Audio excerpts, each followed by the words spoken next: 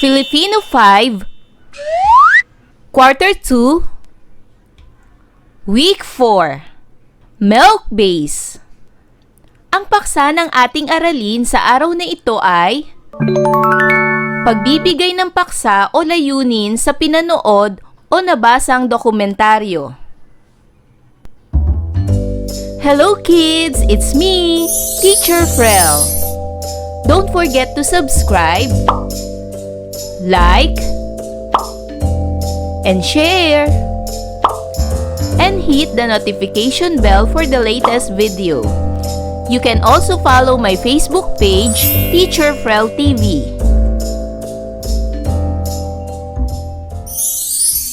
Welcome back mga bata!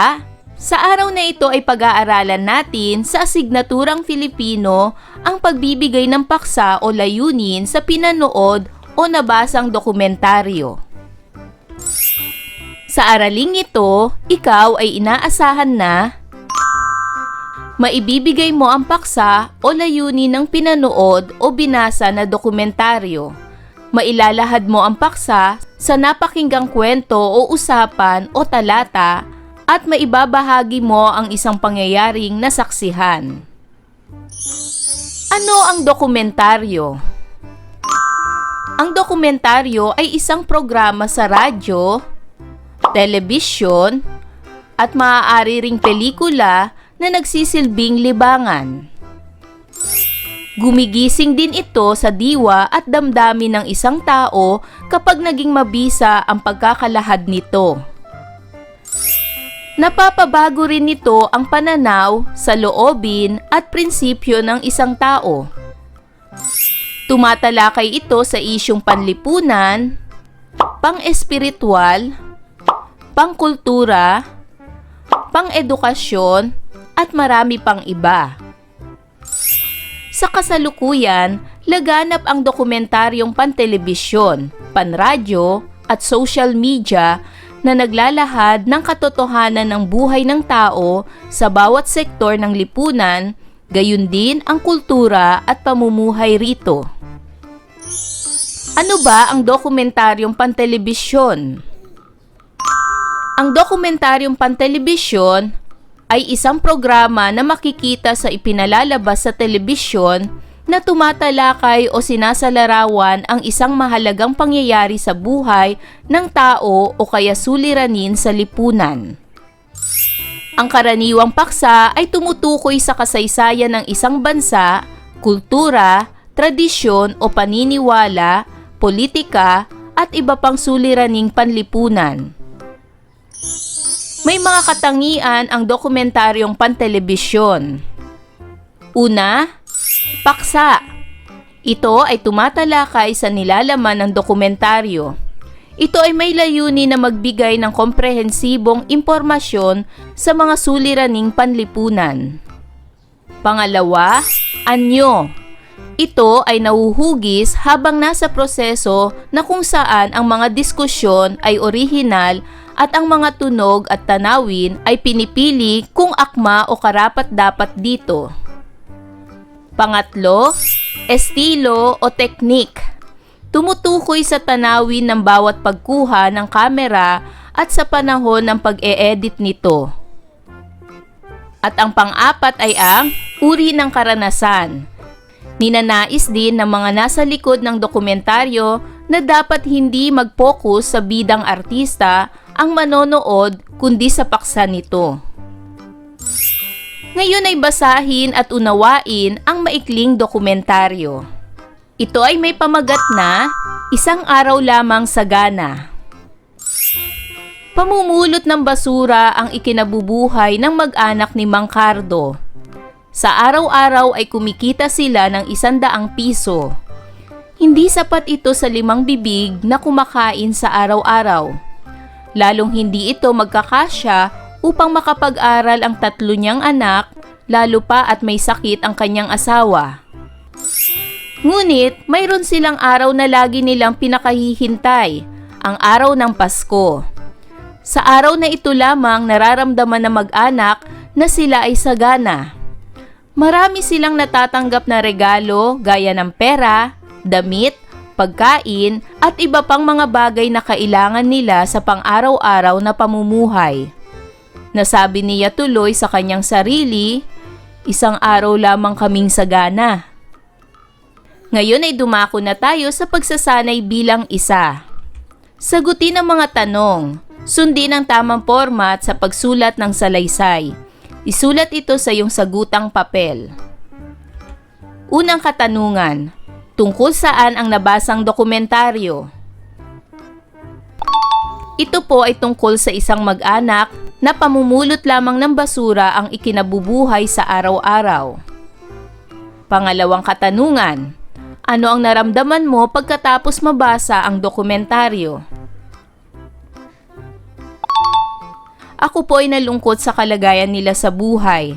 Naawa po ako dahil maliit lang ang kinikita ng tatay sa araw-araw, hindi sapat para sa 5 bibig na kumakain. Pangatlong katanungan. Kung ikaw si Mang Cardo, masaya ka rin ba kahit isang araw ka lamang sagana? Bakit? Magiging masaya rin po ako katulad ni Mang Cardo dahil kahit na isang araw lamang ay naging masagana ang buhay naming mag-anak. Kahit papaano ay nakaranas kami ng ginhawa at masaganang pagkain. Ngayon ay dumako tayo sa pagsasanay bilang 2. Basahing muli ang kwentong Tiya Patron, Bayani ng Haro, sa pahina 11. Isulat ang iyong pananaw at saloobin sa inilahad na buhay ni Tiya Patron. Isulat kung bakit siya naging bayani sa kanilang bayan. Gawin ito sa iyong sagutang papel. Tiya Patron, Bayani ng Haro. Ngayon ay dumako naman tayo sa pagsasanay bilang 3. Basahin at unawain ang talata. Sagutin ang mga tanong sa bawat talata. Nakakita ka na ba ng walis tingting? Kapag nag-iisa lamang ang tingting, marupok ito at madaling maputol. Subalit kapag pinagsama-sama ang mga tingting, nagiging matibay ito at nagagamit ito ng maayos.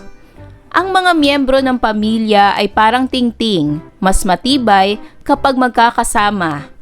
Kapag nagkakaisa at nagtutulungan ang buong pamilya, nagtatagumpay sila sa mga problemang kanilang hinaharap. Ngayon ay sagutin ang mga tanong. Unang katanungan, ano ang paksa ng nabasang talata? Ang paksa po ng nabasa kong talata ay tungkol sa walis tingting. Pangalawang katanungan, saan maihahambing ang miyembro ng pamilya? Bakit? Tama! Maaari nating maihambing ang miyembro ng pamilya sa walis tingting na kapag sama-sama, mas magiging matibay at matatag sa anumang pagsubok at lalong titibay ang relasyon bilang pamilya. Pangatlo, anong kailangan upang magtagumpay ang isang pamilya? Tama!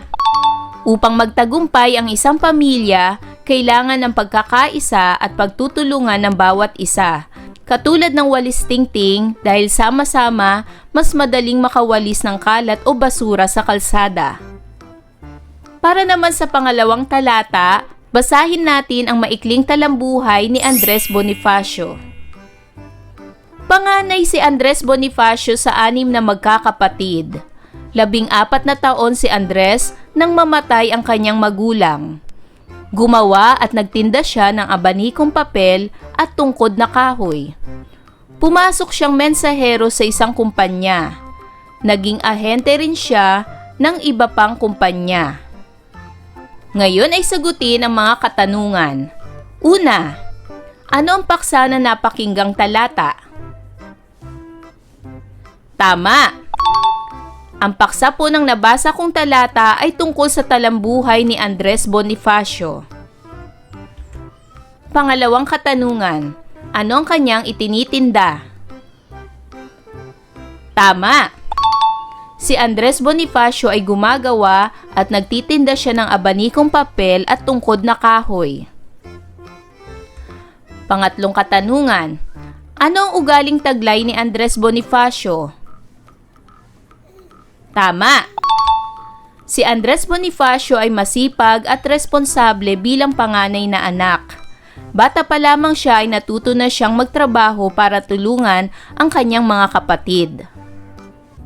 Tandaan, ang dokumentaryo ay isang programa sa radyo, telebisyon, at maaari ring pelikula na nagsisilbing libangan. Gumigising din ito sa diwa at damdamin ng isang tao kapag naging mabisa ang pagkakalahad nito. Napapabago rin nito ang pananaw, saloobin at prinsipyo ng isang tao. Ayan mga bata, nasagutan niyo ba ang lahat ng mga katanungan? Kung ganon, magaling! Mga bata, sana'y marami kayo natutunan sa ating aralin. Hanggang sa susunod na video lesson, paalam! Thanks for watching!